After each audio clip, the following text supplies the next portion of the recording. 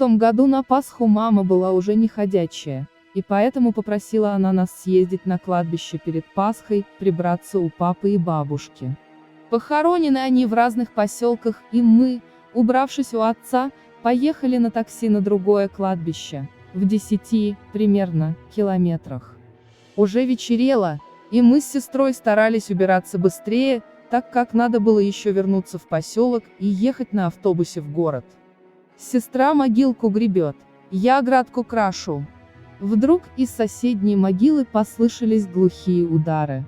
Я смотрю на сестру, а она стоит и смотрит на ту же могилу.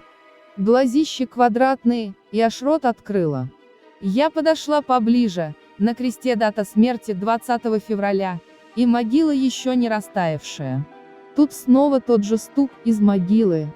Мы с сестрой подхватили сумки, и бежать оттуда. Вызвали такси на ходу.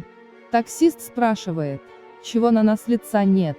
Мы ему рассказали, он фыркнул и сказал, что бывает, может труп неспокойный.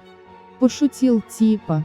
Мама считала, что, может, похоронили кого живым, все заставляло позвонить в полицию, но дата смерти февраль, а мы были в марте. И чтоб мы сказали стражам порядка.